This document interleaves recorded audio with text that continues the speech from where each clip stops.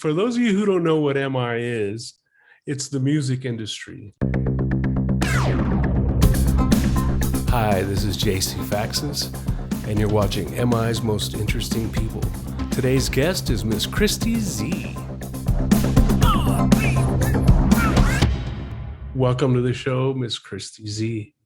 Thank you. I'm very honored to be an MIP. You're one of the most sought after publicists in hip hop. So how long have you been doing this now? Professionally since '98. And you're also the CEO of DMC for the USA. Yeah, for lack of a better word, I'm the DMC USA branch manager. Okay. And running DJ battles. And the publicity thing just came along later, which is a nice side hustle. And then my other side hustle, as you might know, is cookies. It's the cookies. Those are great. And this year, I'm actually stepping in. I don't know if it'll be, how long, but at least for this year, I am organizing the DMC World online battles. Oh, wow. Yeah, it's a really exciting, thing to be able to do. So we launched on April 22nd and we have the portablist battle going on with like Newark PTO ones and things and 7-inch scratch records. And we just finished the beat juggling eliminations the other day. And that had 107 entrants. The portablist battle had 85 worldwide. And wow. DJs from all over the globe are entering. Like portablism had people from Myanmar and Nepal. There's DJs from Russia, Bulgaria, Indonesia, Kenya. It's really exciting. Unlike a live battle where, everybody has to travel and be there, like an online battle allows anybody from anywhere in the world to enter. And it's been really exciting, including United Arab Emirates, like places you really don't see entrants from all the time. And there's places that don't have DMC branches. So it is really exciting this year to see all the great talent and meet, all these new DJs. That's very cool. I mean, I never would have expected, the portable thing happening. To me, it was just a way to go to a record store, take your little portable with you so you can hear some tracks and see if you like something. But then all of a sudden, the PTO one comes out and it's like, okay, well, it's got a scratch fader. And then people start modding them and hot rodding them. Yeah. And that's kind of nuts. It really is. And now it's just, there were so many DJs that just want to scratch on a PTO one or, whatever portable. And of course, there are regular scratch DJs too that would scratch on regular turntables, but the portablist battle gave them a little chance to show off. And maybe, since it was the first entry battle of the year of 8, is a little warm up. It was a nice, easy warm up because it's not hard to prepare a 1-minute scratch set versus the more intense battles. Like in June, it's going to be an all vinyl DJ battle. And so for everybody who's complained about DVS and push button DJs and can you do that on real vinyl, this battle is for them. And we will actually see how many people enter. People have been trolling so hard for years about all vinyl. Yeah. So, and I always said, like, you want it to exist, but you don't want to enter. You just want the tradition. But if the younger DJs wouldn't enter with all vinyl, because they didn't grow up like us, they didn't grow up going to record stores or anything. Like when you're talking about a 14-year-old DJ, how can we expect them to have the access and the amount of vinyl? Or even like I went to the mall for records. I don't even know if there's a record store in the mall right now, Yeah. So we have that coming up. And then there's a foundation battle, which is kind of like a DMC pre-2000, but with all gear allowed. And that one is going to be interesting because there's no pre-production allowed in your sets. And so it's judged on originality, selection, and funkiness and musicality and all kind of cool things. Because some people feel that the DMC World Finals, like the DJs are angling really, really closer to getting really technical, shall we say. And sometimes it's so technical that maybe some people don't think it's as musical, you know what I mean? Yeah. So I thought, okay, let's try this experimental battle where, we can try to bring it back to that. And so the winners of the all vinyl battle and the winners of the foundation battle actually get to advance to the world finals. So even if you hated everything about the world finals, like those two DJs will advance and they have to battle under the battle rules that they won under. Okay. There will be at least one all vinyl entrant in the world finals. And there'll be this funky foundational DJ in there too. And nobody is stopping anybody from using all vinyl anytime. It's just the younger DJs choose not to, or it's easier to have all the sounds you want with Serato or whatever DVS you're using. Yeah. So yeah, and then we're bringing back teams.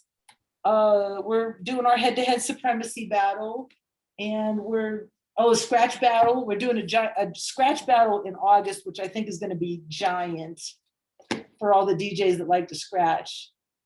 And then the national and world finals. So I'm doing like battles from, let's say, April 22nd all the way through the end of the year. Wow. So if somebody wants to get more info, where do they go? They could go to dmcdjchamps.com. All you DJs out there, sign up. Don't just complain. I guess you're originally from Pittsburgh. Yeah, from right outside of Pittsburgh. The place is called Perryopolis, and it's between Morgantown, West Virginia, and Pittsburgh, PA. Okay. So How did you get involved in hip hop? I guess hip hop found me one way or the other through the radio. I grew up but before that, I was listening, classic rock, and I love doo-wop. I like a lot of other music. And so, but I first heard the beats in hip hop, and it was probably Sugar Hill Gang. That's the Rapper's Delight. Gateway drug to hip hop for people who weren't in the Bronx, and had access to the real dudes, Yeah, so we heard that and then started noticing more coming out, Furious 5 and everything. And there was a DJ in Pittsburgh on WAMO called Sly Jock. And at that time, you pretty much had to stay up till midnight on a Sunday night and tape that 1 hour or whatever set that he played and get your hip hop information for the week there.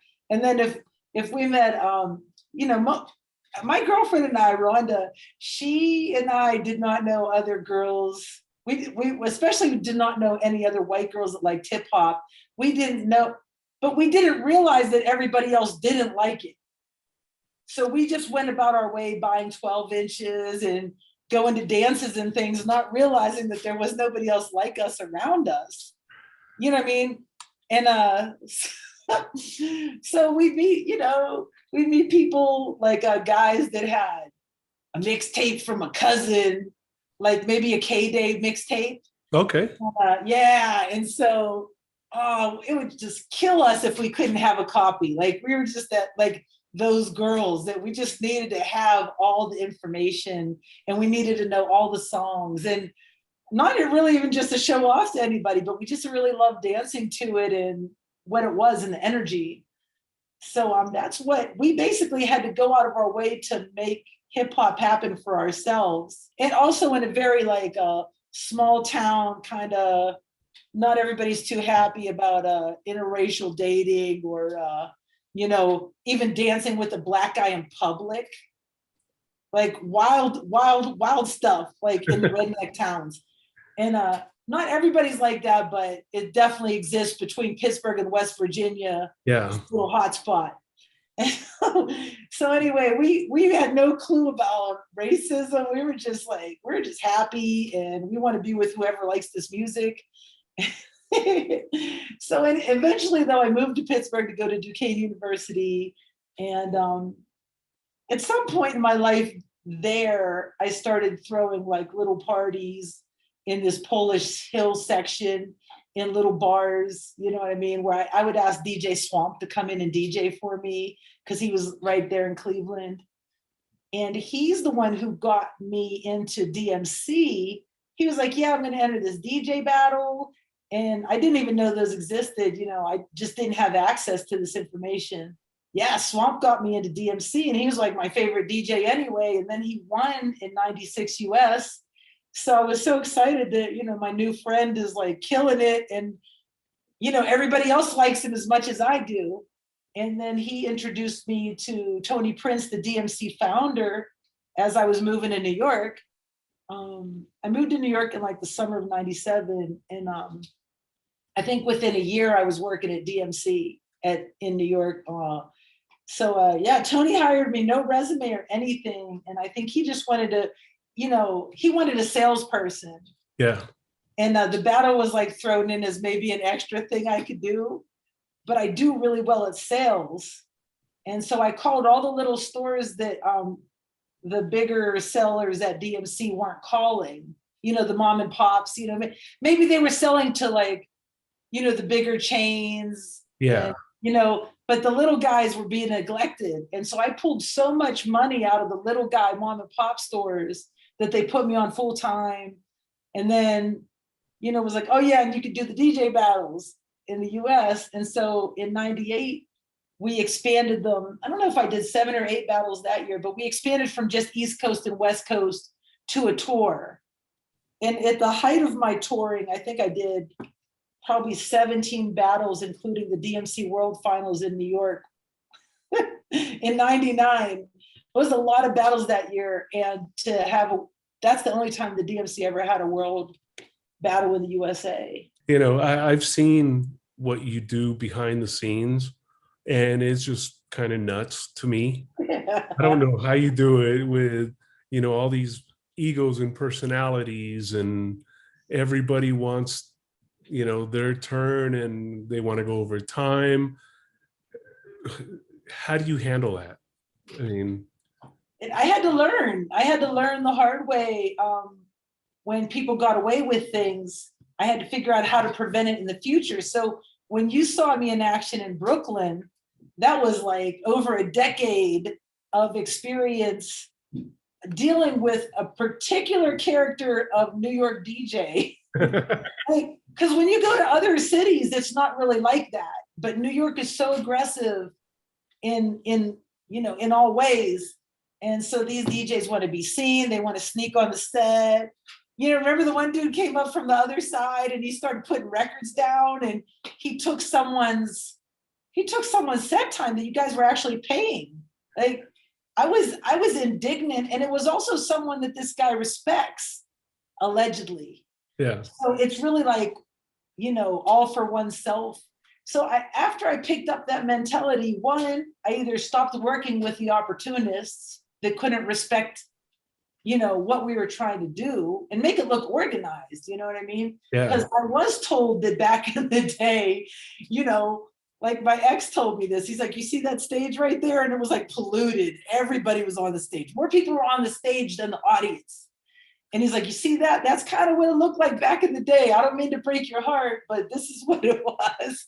And I'm like, I can't deal with that. And so, I'd amp up security. I'd get barricades. I'd do all kind of stuff so that it wouldn't be chaotic. Like if you're the DJ, which is mostly what I focus on, yeah. If you're the DJ, I want people to watch you on stage. I don't want you to watch every top, legendary MC talking to each other behind us. Yeah. Like it has to be. And then also the other thing about MCs that they'll do, because they're so used to being the front person and getting attention, is they will try to get on the mic and then they'll make the DJ the background person. And so I learned to like only have one mic available. I learned to hide the mic. I learned to put someone like Grandmaster Kaz on the mic so that no one could take it off of him, because he's like, his own alpha male, MC. So if you're not better than him, how are you going to get the mic off of him? So I had to do a whole bunch of different like little maneuvers to make sure that the loopholes that people normally get through don't make it. Yeah, you don't want it to look like a parliament concert, where everybody and their mother is jumping up on stage. If everybody's on stage, stuff ends up getting missing. It might just be a mic. It might be a mixer that we just unplugged. Somebody's needles. Yeah. Oh, that. That's really hard. But DJs have to be a little bit better about not leaving their stuff laying around like it's a living room. Like, keep your bag with you at all times. You got a laptop, you got at least 2 needles, if not 4. You got all your vinyl, at least your control vinyl, if not your real vinyl. Yeah. You know, like your stand, like what? Your headphones, why would you leave that laying around? Yeah. That's what, like probably a $2,000 score. Any thief would be happily pay $20 to get into a DJ battle to take your $2,000 bag. Yeah. And you know what, your hard drive too, with all the music on it, which is priceless, really. Yes. That's your whole set. Yeah. And you're just leaving it sitting around on the floor in New York like you're safe. Yeah. So DJs, pay attention. Yes. Don't leave your stuff laying around or somebody will pick it up. I just learned so many things and maybe perfected it. And I think I feel bad that some people don't understand, you know, the way I do things, or maybe if I come off hardcore at a show, but I'm in work mode and I am a very friendly, people-pleasing kind of person. But if you get in my way at a show, there's going to be problems, you know, like that's you messing with my integrity, my reputation, you know, the outcome of my events. You know what I mean? And it's all ego driven. It's always ego driven.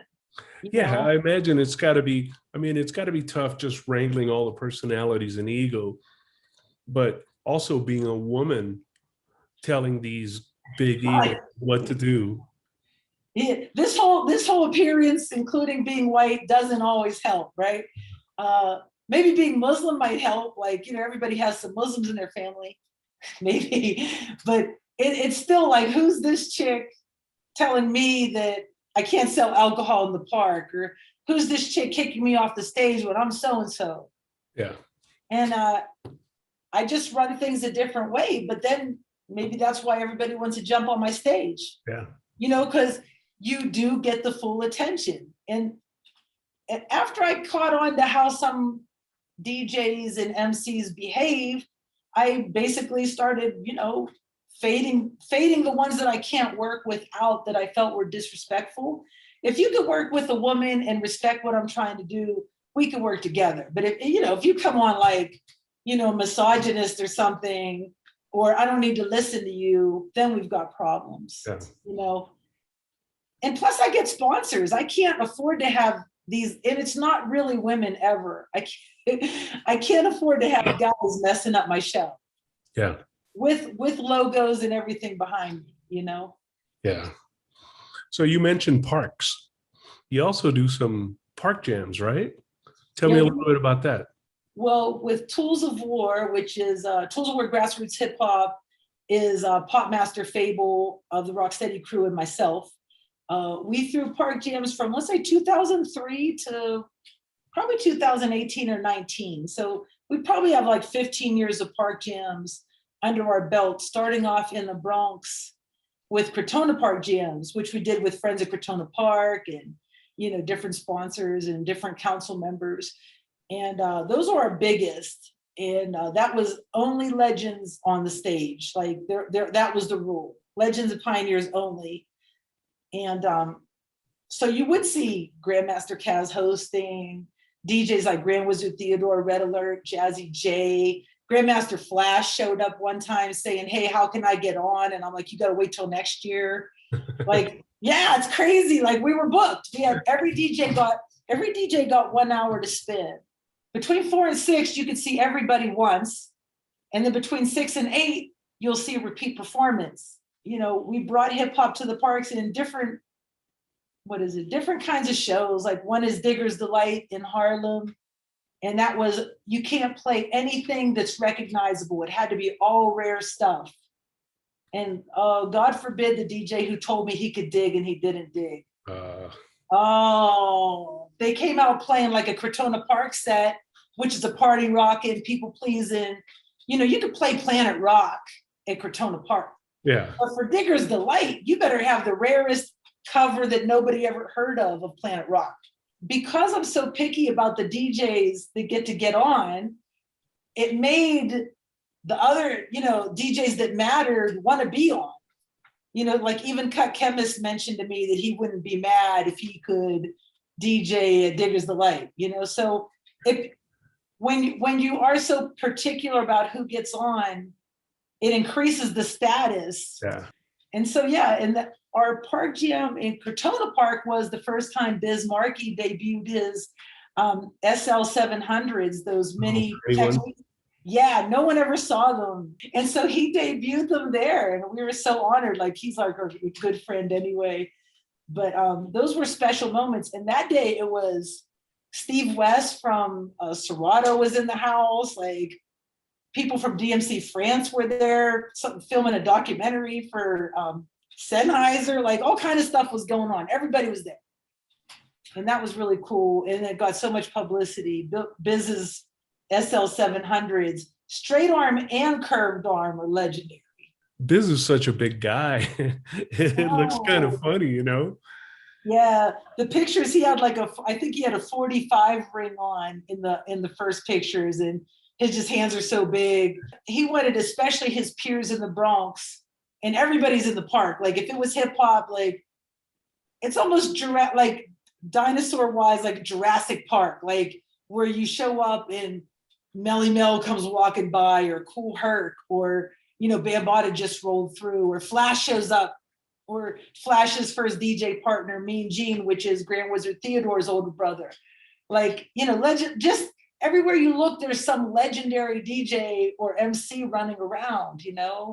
That's crazy. So Biz wanted them to know what he had. Like, he was like, okay, yeah, I could do this anywhere else, but this is the spot. So he kept them covered up, and he wouldn't and he had two guys with him on stage, which, as you know, I don't like anybody on stage. So I'm like, can your boys like go sit over there? He's like, no, they got to watch this, so.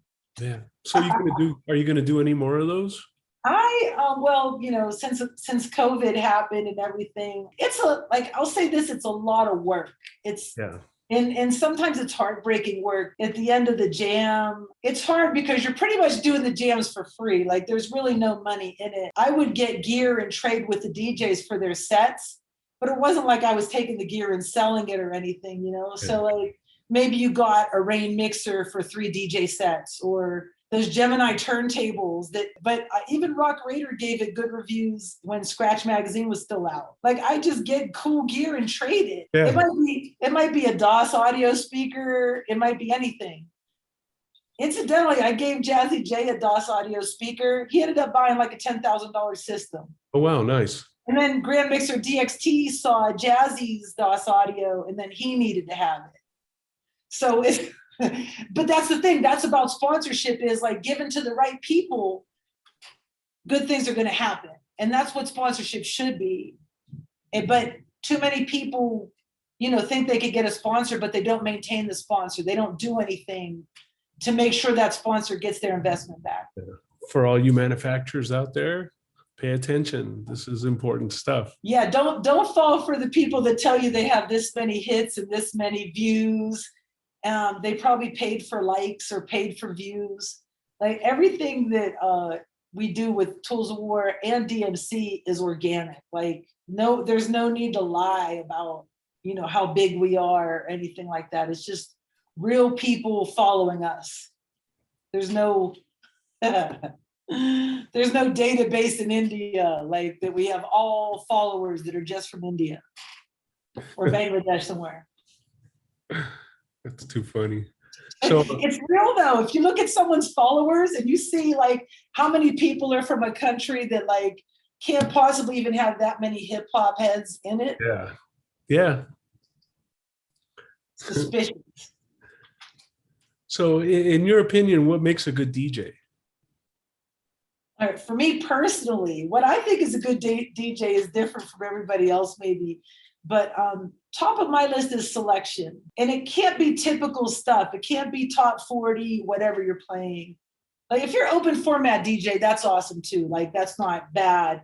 They're very enjoyable too. And they'll make you like songs, including top 40 songs that you thought you hated because the way they mix them.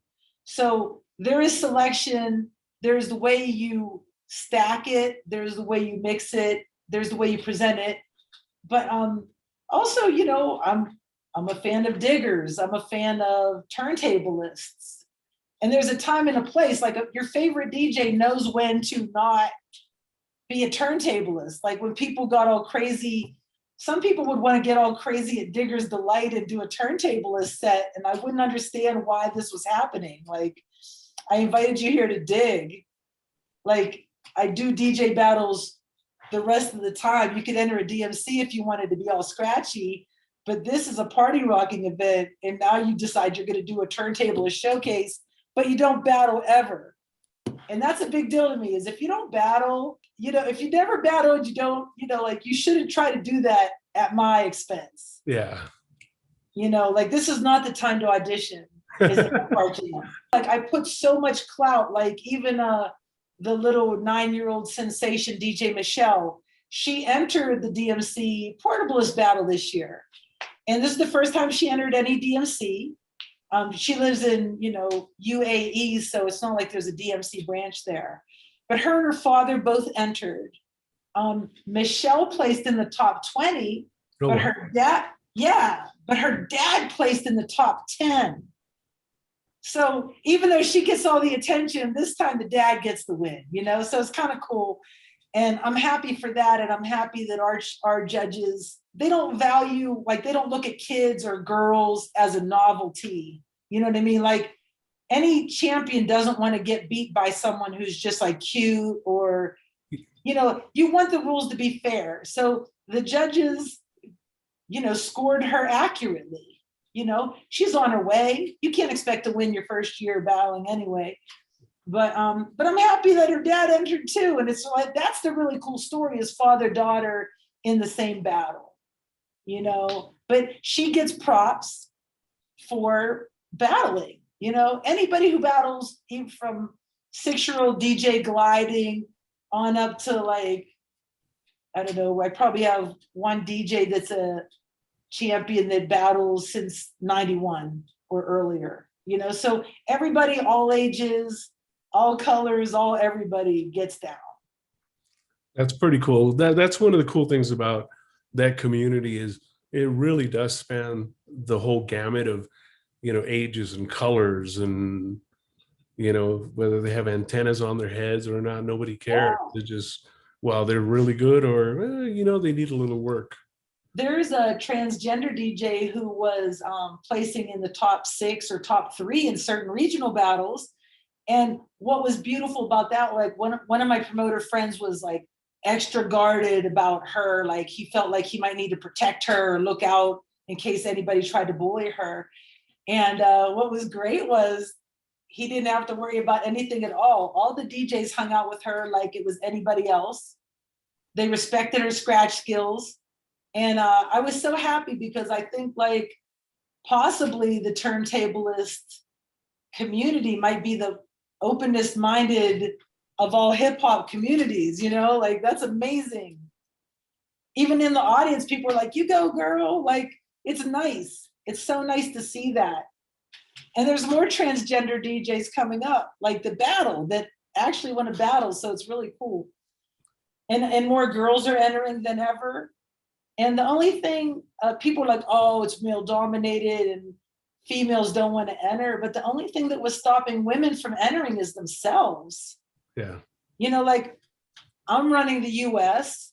Sally was running, you know, she runs DMC World, as well as her mother and her aunt. Like it's a family over there for who runs DMC World battles. And like we're not discouraging you from battling. And when you show up as a girl to a battle, all you see is, you know, DJs get a little nerdy, like they might have a crush on someone, but they don't come off all player, or they don't come off as misogynist, like you shouldn't be here battling. You know, like it's more like they wish that more girls would enter, but just girls weren't entering. So they're kind of cute in the way that they get like girl DJ crushes and things, you know.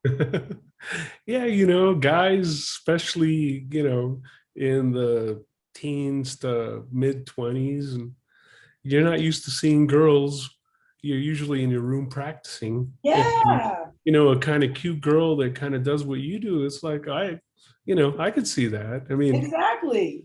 And it's great. It's great that they're just so open-minded about it though. And they're welcoming. And I don't normally see anybody being sleazy about it. Like, hey, you should come over to my house and I'll show you how to beat juggle or something. Like they're really just, maybe because they are, isolated in the room, practicing a lot. They're not as much of players. Yeah. You know what I mean? They're not the smooth talkers, So it's actually a really good vibe all the way around. Like they respect me, they respect each other. Like, I mean, maybe guys are harder on guys, but I enjoy a lot of respect. I got to say, it's really what you're doing versus what you look like. Yeah. And that's, and in the end, I think I overcame whatever appearance issues people might have had with me or stereotypes of certain colors of people. I think that I overcame that based on just like what I've contributed to the culture. I hope. I mean, I'm going to level with you. When Tony Barras, Tony's like, when we were putting those events together at the stores, he's like, yeah, Christie Z, and she knows all these people and she's getting them for us. And I'm like, cool, and then I show up and here's Christie Z. You don't look like what I expected, to be honest. No, I never do. So, and it wasn't a bad thing. It just wasn't what I expected. No, totally not. And I'm in the hood. It's interesting. Like I'll go to Bronx River Projects. I go anywhere, just like in those situations, especially from the park jams, like the oldest hip hop audience, which is probably like Kool Herc and Flash's first crowd. They're there in the Bronx with me and they love what I do or what Fable and I do. So it's kind of fun that, they're like, oh, I didn't expect her to look like this either, but she's doing it. Yeah. They're really protective of me. It's interesting. Like I was walking by a bodega on the way to Bronx River Projects for Bronx River Day. Nothing was going to keep me from going to my first Zulu Nation anniversary or to Bronx River Projects for Bronx River Family Day if Legends were playing. And so a lady came running out of a bodega when I was walking by, and she knew that I was like in an argument with an egocentric rapper a couple days before. And she was like, so-and-so's at the park, just want to warn you. Just like, I don't know the lady, but she warned me about the rapper that I have problems with. And the guy was big. I stood in his way to keep him off the stage. He tried to sneak in. One time he did make it. He snuck in behind Biz like he was Biz's friend. And I didn't know better. And so he wanted to curse on the mic, and Biz was doing public service PSAs about keeping things clean for kids. And anyway, he's like, I told everybody I was performing at Crotona. I'm like, you didn't tell me. Right. And I was like, and this is all DJs. Like, you can't just show up and do that. And so we eventually had our conversation, but the couple days before it was heated. So the woman gave me the little heads up, and I was by myself. So, because I feel like I belong. I love this as much as anybody else. Why wouldn't I? Right.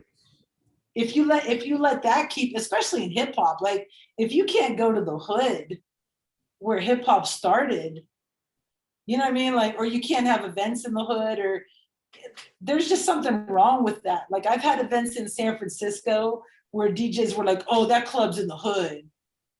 And I'm like, yeah, but that's where hip hop came from. Like, why are you being a privileged, spoiled brat about this? And it really wasn't the hood. It was a warehouse district. What they thought was the hood wasn't even the hood. Well, I guess if you're not familiar with it, it can be kind of scary. So yeah, but hip hop comes from it. Like if you can't accept that, like it's like people being mad when African American rappers talk about racism. And some of my friends are dealing with that right now, that their white fans are mad because they're talking about racism. Like, I mean, that's been in it since the 70s. Like, what do you? Yeah, didn't you listen to the song? So it's interesting. You have to embrace all of it. You have to embrace all of it. When you first got into this, into this and the promotion, was there like one legend who you just wanted to meet and couldn't wait to? Oh, do you want me to tell you the good story or the sad story? I Uh, won't mention names. I can mention good story names, but not sad story names. okay. So mention the good story and then leave out the name of the sad All story. right. So pretty much Bambaataa. Bambaataa was always my biggest influence in hip hop. And I loved all of like everything he put out, Planet Rock, Renegades of Funk, everything.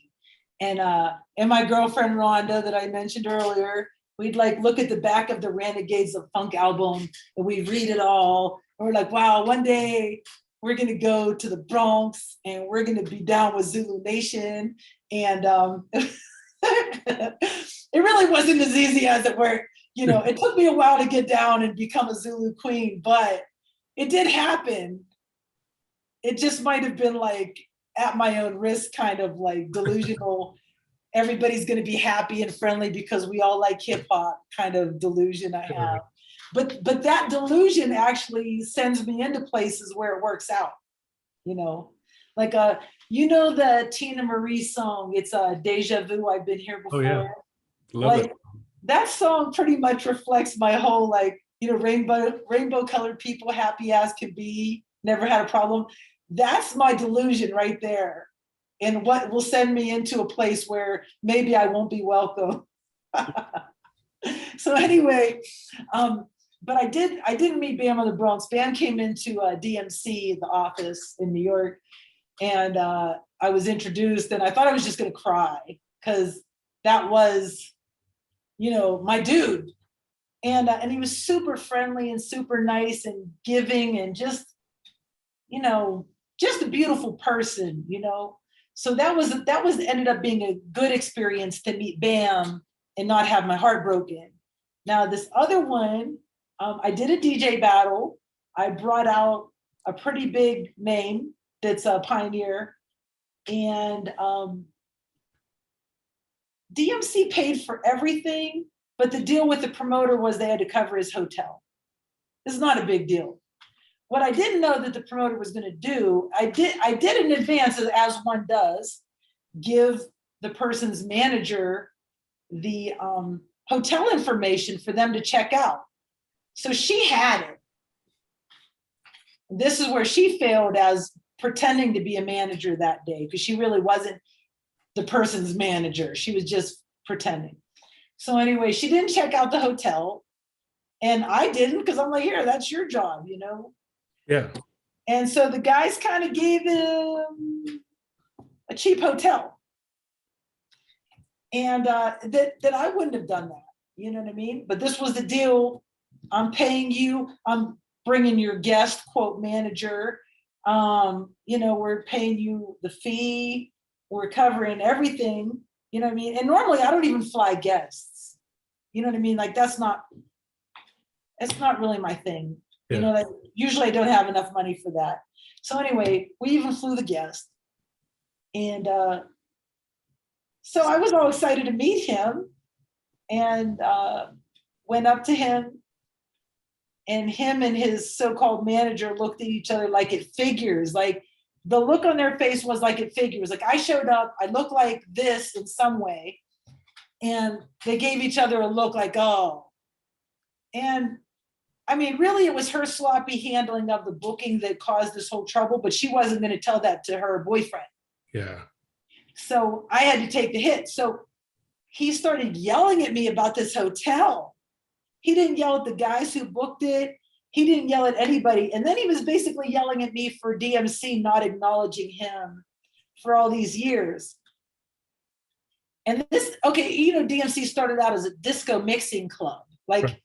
It wasn't meant to be a hip hop battle at all. Like, so if the family are not hip hop heads, you know, and they're having a mixing battle, why would they be expected to know the pioneers of every other genre? You can't expect that, you know?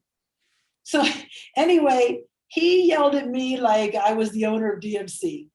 And it was in public, it was at an event. I was mortified because this was my first time ever, my first battle ever coming up the next day. And, you know, Fable basically came up behind me and started defending me, saying like, wow, you're the first person she thought to book. She has a trophy, like a DMC Hall of Fame trophy. She wants to put you in. She wants to put you first in the Hall of Fame. Like, he tried to tell him all my intentions, but since I was so new to the scene, I probably just looked like, you know, possibly another culture vulture or, you know, something like that, you know. Yeah. And he'd been jaded. He was already jaded from people that looked my color, shall we say, jerking him over. And so I got the years of all that. And I was just distraught. I think I like threw up. I mean, not in front of him, but I was like just shook all weekend. Like, I cried, I threw up. I couldn't be consoled because this person was so important to me. And then to this day, he hasn't really talked to me, even though he's been at my park jams like faithfully. And the funny thing is, it looks good for me that he's at the jams because there's this major player in hip hop, but then nobody knows that he doesn't talk to me or anything. So it's kind of crazy and sad. But then he yelled at some of my other girlfriends, and I didn't feel so bad. You know, he yelled at my girlfriend who was, you know, doing stuff for the Rock and Roll Hall of Fame. Like, I'm like, oh, you're just out to burn bridges now. Like, if he would have just been like at least respectful to us, even if you hated us, be respectful and civil. We would have done so much, like, to like hook him up with gigs and gear and anything. Like, that's what we do. But you can't just be disrespectful and think you're going to get put on for gigs. Like, people said he wanted to spin at the jams, and I'm like, well, how's he going to spin if he doesn't talk to me? Yeah. You know what I mean? Like, that's just blatant disrespect. And yeah, he never said anything. He never apologized, nothing. Well, you know what? Hopefully he'll figure it out sooner rather than later. And you know, maybe it can get patched up a little bit. Some people are very set in their ways, shall we say. And, you know, some people do, like, God willing, like, I know people who've had changes of heart in life. I don't know if this will be happening with him. And plus, I live in Denver now, so I'm not going to really run into him in the Bronx anytime soon. Yeah. And if Fable and I don't do park jams, which, like I said, it was a lot of work, and I am happy that we contributed to the culture and helped bring jams back.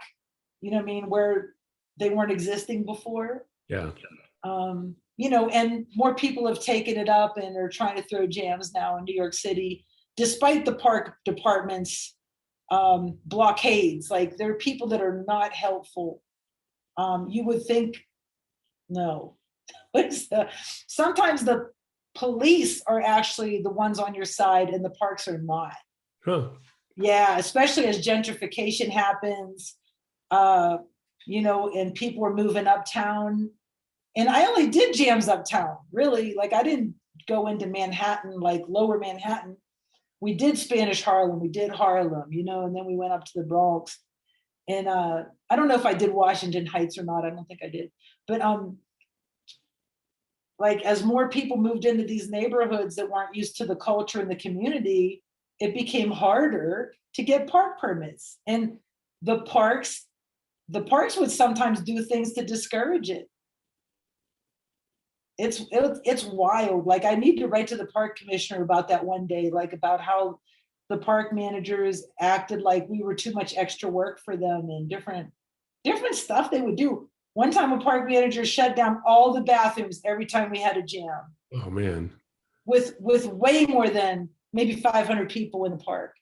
It's so weird how that happens. So yeah, we did it with all the obstacles, but I can't tell you how many times I just like broke down and cried, either before a jam or at the jam, like when I showed up and there were no barricades, or, you know, no electricity turned on, like just different things that happened. That it was like Survivor Island every time we went out, you know, on top of like worrying, like, because I am like a person that's peaceful and I want to get along. And it got to the point where before every jam, I would get anxiety about who I was going to fall out with that I thought was someone important. You know what I mean? That's heartbreaking to think that you're going to fight with a legend tonight. You don't know who it's going to be, but you're just, you know, there's one member of a certain legendary group. I fought with him every year for 10 years about him trying to be on stage. And he wasn't a DJ. If you want to make friends with everybody, you probably shouldn't be a promoter. Yeah. Or an organizer, because you are going to have to tell people you always wanted to meet stuff they didn't want to hear. Like, look, bro, I'm happy you're here, but you can't be on the stage, or you can't be on the mic, or, you know, things that are like, they're legends. How are you saying this? Yeah. So you have to get rid of the people pleasing ways. If anything, hip hop, especially in the Bronx, helped me to say no. I got better at saying no and not being apologetic about it. It's a tough word. You know, I think it's ingrained in everyone that they want to say yes, and they want to be liked, and they want to be nice, but sometimes you have to say no, and it's really difficult. It really is, and it usually turns out badly. Like, usually end up getting cursed out about it, whatever. Like, it'd be nice if you could say no, I hope you can understand. They're like, don't worry about it. And those people that are like, don't worry about it, you know, I'll take more time to make plans with you in advance for an appearance, you know, things like that. Like, there's some professionals who could do it that way. You know what I mean? But, you know, some people, maybe they never learned to be professional, you know what I mean? So you go through it with them every time. And it really is heartbreaking, because the reason we had park jams is for our own fun. And we'd put our own friends on. We even did that. We had to like limit it to just favorite DJs that are our friends. We had to distinguish that, because there are top DJs that everybody would like to see that are really, you know, aggressive hotheads and can't be worked with, and won't get off the stage when you say your time's up and things like that. So we basically had to say only our friends, so that we could have a little more faith that the show would go smoothly and we wouldn't fight with anybody. People that we always like DJ Jazzy J or Grand Wizard Theodore, like, those are just, you know, people that you could get along with anywhere, anytime. So it'd be like just bringing a friend out to DJ, you know, and have a good time. Well, you know what the thing is, if once someone realizes me as somebody who could get them gigs, they'd be smart to be a little more cooperative. You know what I mean? Yeah. Because, you know, it's good, because if you burn bridges now, there's no gigs later. You know what I mean? And I mean, for the most part, at those events, most of the guys were really cool, you know, and they followed along and did what they were supposed to do. You know, I did notice a couple of them with, you know, kind of bucking the trend a little bit, and you'd like reel them in. And I'm watching you going, okay, that's pretty good. Yeah, thank you. So, But yeah, that's why, like, when Tony invited me and he said who the lineup was, I was like, oh, I got this. Like, I'm gonna wrangle this one. yeah. Even in a small space where we were. Yeah. You know what I mean?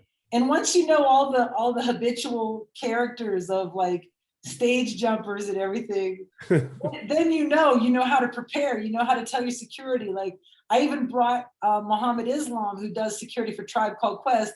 I brought him to GC Brooklyn that one time, Yeah. to be my security, because he knows everybody's MO as well.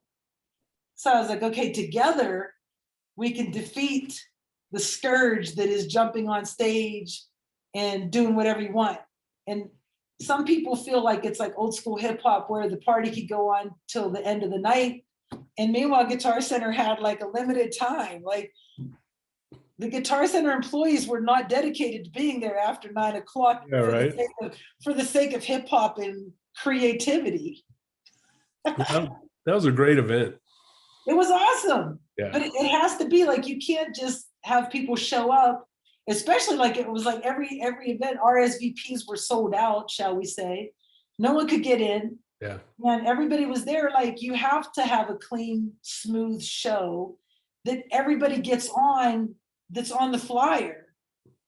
Yeah. So when you insert yourself into that, you throw off all the set times, or you decide to go long because your set is more special than everybody else's, but that's what I'm saying. Those are learning experiences for me as well, because I'm there watching who can't stop their set at the right time, So those are characters that you can't always work with it when there's limited time. yeah, good advice. They might be brilliant, but not for this. Hopefully this will come in handy and people will listen, and they'll be able to get into your events and won't screw it up, and they'll be invited back. The the best advice would be, like, especially for DMC battles, read all the rules. For park jams, listen to what the host is telling you. You know what I mean? Like, if he's saying, like, stay off the stage, don't sell alcohol at the jams, pick up your garbage, just do it. Like, you got in for free. Like, come on, man. But be respectful. Be respectful of the person who's putting it all on the line. And you can't assume that someone who's throwing the events is sitting on a golden egg. Like, you might see all the banners, but you might not know that I did gear trades for all of that. Yeah. You know what I mean? I'm not sitting back collecting $100,000 off of a park jam. In fact, most manufacturers would not find the Bronx the market they wanted to promote it. All of this is a challenge. So when you approach someone assuming they have all this money and they're making it big, you might not realize they are really doing it for the culture and find ways to make money in other ways. Yeah. Yeah, one thing I learned is never count somebody's money. Yeah, it's true. Yeah. And eventually, like, people like wealthy, like there's a pair of twins. They're wealthy b-boy pioneers.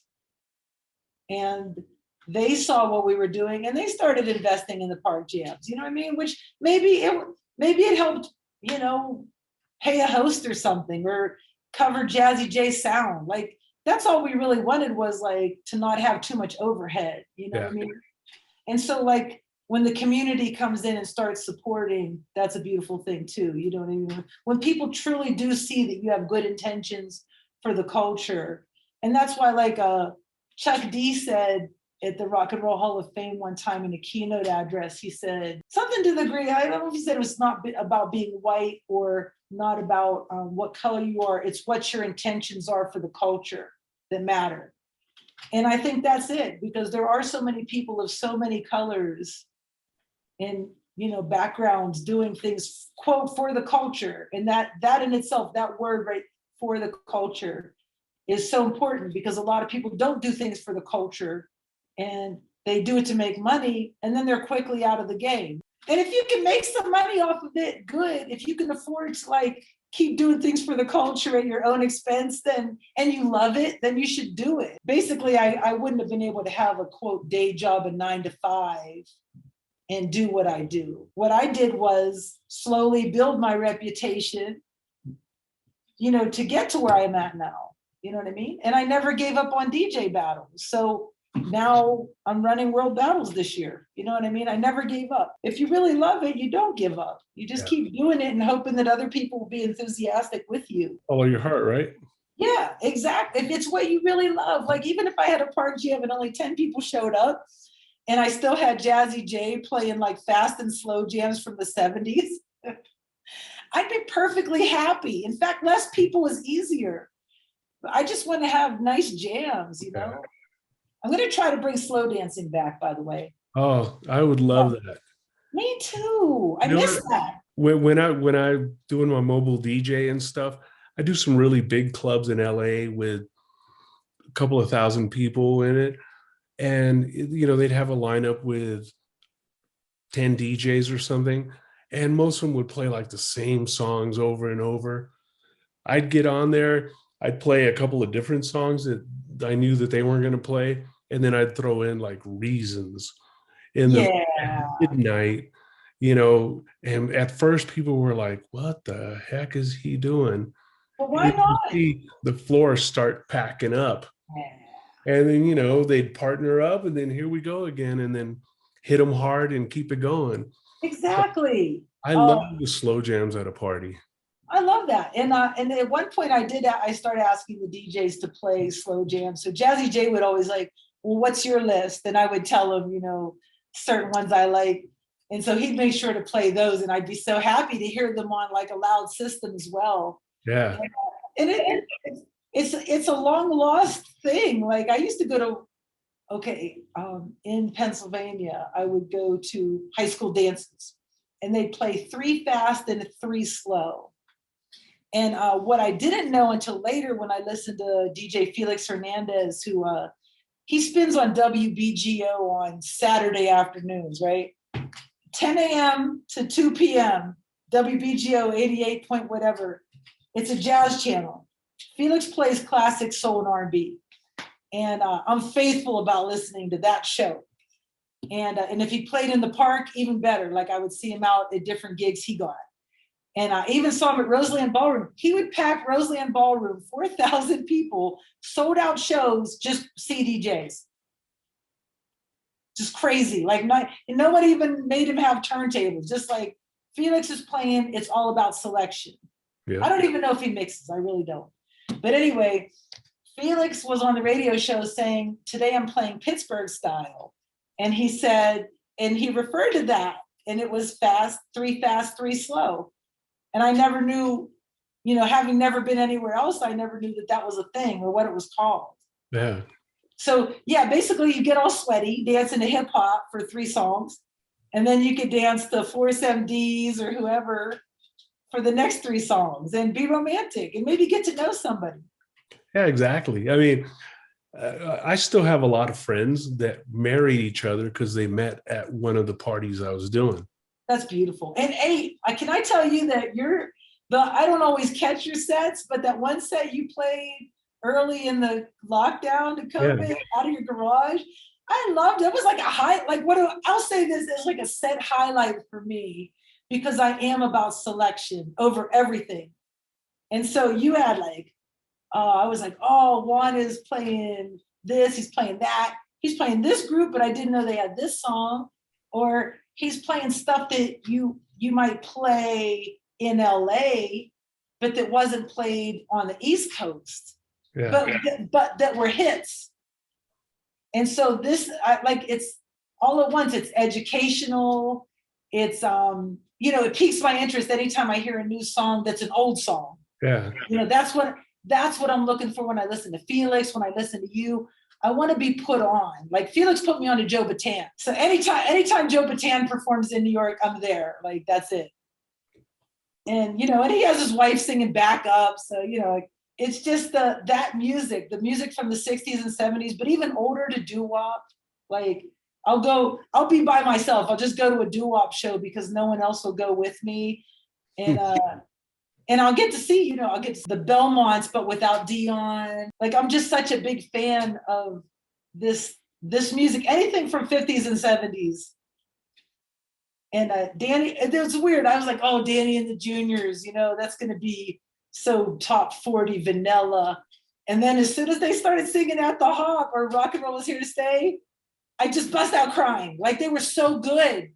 And I never feel like that about that song on the radio. Yeah. But to see Danny and the Juniors perform like their hit and the energy, I'm like, I'm at a doo-wop show just crying. Like, what's going to happen to all this music? Like, it's crazy. So that's where I'm at. So even though I work in hip hop, my off time is spent listening to what the samples were for hip hop and taking it back farther and looking for clues. Even early rock and roll and blues. You know what I mean? I just keep getting farther back into the digging.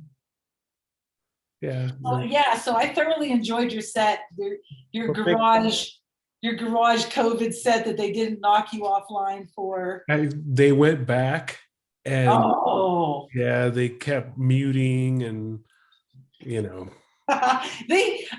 they muted something from a park jam that I had up since 2018 the other day. I got a notice. They muted something about a week ago from that set that I did in April, from the COVID garage. That's so garbage. And the crazy thing is they have Jazzy J DJing for me. He produced the song. Yet Facebook still muted it, even though it was his song and he had permission from himself to play it. Yeah. And you know what? I mean, at least for me, I wasn't doing it to make money. It was Yeah. just kind of just to try to liven my friends up because everybody's depressed and couldn't go out. And, And everybody's in lockdown. The interesting thing Jazzy was doing with his son, live streaming on Facebook. His son is a drummer for a band called Phony People. And they've already toured with the Roots and all kinds of, like, they're like young rising stars. Yeah. They play all their own instruments. And so Jazzy Jay's son is a drummer, Matthew. And so he would DJ and Matthew would drum over it. And the drumming was just enough to throw off the Facebook censors. It was wow. Hard. Yes. And so Matthew would add his own little spins to things. And then Facebook wasn't, they would go for 2 hours and never get shut down, even though Jazzy would play songs that you would recognize. Matthew's drumming was throwing it off. And that, maybe that's the key. Oh. So if you have any drummers in the family or someone to play all those guitars back there. I got my conga back there too. I see that. Is that a Cuban flag? Yeah, it's a Cuban flag. Nice.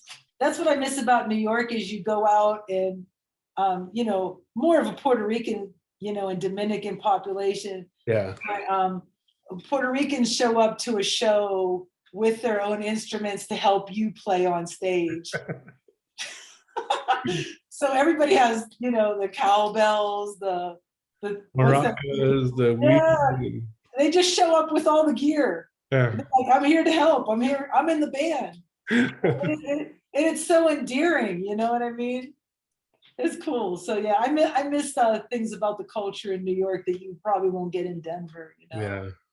But what I love is everybody's culture, and I love it that they preserve the language, the food, the dancing, the music of anything. Like I'm just as happy if people are polka dancing and happy as if people were salsa dancing. And so anybody who's preserving their language is awesome to me, and preserving the culture. Maybe people like me who don't have like a big ethnic background of culture, I threw myself into preserving hip hop culture. You know what I mean? Maybe I would be preserving polka culture. No, stick with hip hop culture. I'm bringing polka back though. I got to do it for the Slovaks. There you go. Hey, you might be onto something. Yeah. Well, guess what? A lot of Polish DJs have been winning and placing high in battles recently, so that's a cool thing too. You know what I mean? Like, there's some like scratch champions from Poland now, and it's just really cool. Like, just to see how it's all working out. So I'm happy. But yeah, Juan, thank you so much for interviewing me. It's always good to talk with you. And, yeah.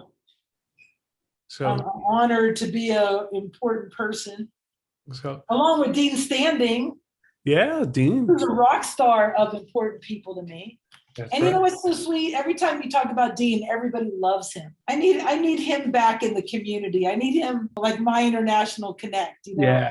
And he's got some hip hop clothes he can't wear anymore. I know. How's he gonna wear his Cash Money Puma sneakers out exactly in Utah? So yeah, we got to get him back. Dean to show up in the Bronx with Zulu beads on. I didn't even recognize him then, It's like one white person confronting another going like, who are you, Like, you look different, then I look different. So Dean has Zulu beads. He shows up in the Bronx, just chilling. Yeah. He's in London with us at all the DJ battles. Cash Money's giving him sneakers, and now Dean has a green Kangol to match those sneakers. Yeah. And once again, like, we might not look like we fit in, but we are parts of the scene. You know what I mean? To make things happen. Absolutely. But yeah, thank you so much for. Oh, you're welcome. And thanks again for spending time and being on here. All right, and if I make it to LA. Okay. Oh no, Vegas now. Vegas. If I make it to Vegas, we will figure out how to have a slow dance jam.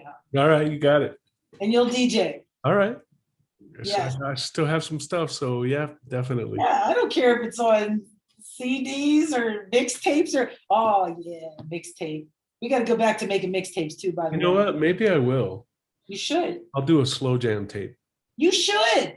And just upload it to YouTube or even do a Spotify playlist. Like just it has to be. We have to have this. And your selection would be exciting because like I said, like there are slow jams that you might have heard where you're from that are typical ones that someone would play. On the West Coast, but not on the East Coast. Not to me, yeah. Okay. All right. Yeah. You know what? I think I might put together a slow jam tape. You should. I guess that's it for right now. Okay. I'd love to do probably a follow-up later on and see what else you got going. Thank you. But it sounds like you're spinning a lot of plates, and with all the battles, and it's been a pleasure listening to you and kind of getting the background and hearing how you do what you do. Like I told you in the beginning, I was blown away how you were basically herding cats. Yeah. You know. All right. Got it. Thank you, Christy. All right. Good talking to you, man. All right.